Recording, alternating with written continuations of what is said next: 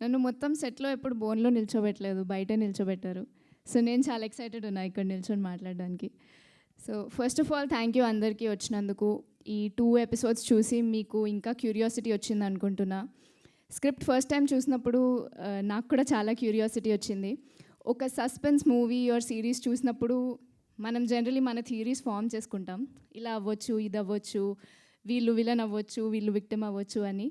కానీ నేను అలా చాలా సిరీస్ ఫామ్ చేసుకున్నా, చాలా థియరీస్ ఫామ్ చేసుకున్నా ఈ స్క్రిప్ట్ చదివినప్పుడు. కానీ ఇందులో వచ్చే ట్విస్ట్స్ అండ్ టర్న్స్ వాటిని అన్నిటినీ మించి ఉంటాయి.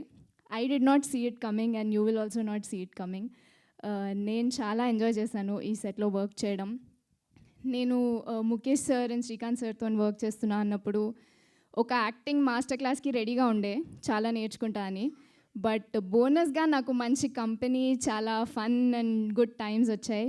నాట్ జస్ట్ వాళ్ళతోని, స్నేహల్, సమీర్ సార్, అందరూ ఎవ్రీ వన్ ఆన్ సెట్.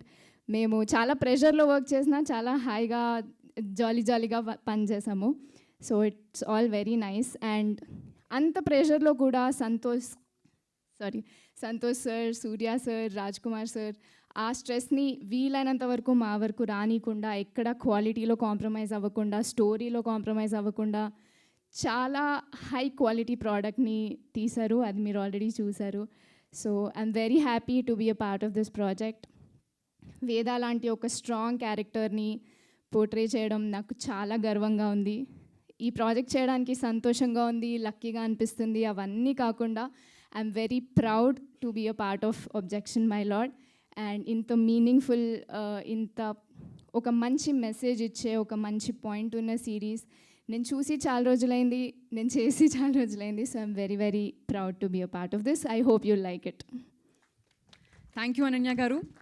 ఎన్నో ఇయర్స్గా మనల్ని అద్భుతమైన పాత్రలతో అలరిస్తున్న సమీర్ గారిని మాట్లాడవలసిందిగా కోరుతున్నాం.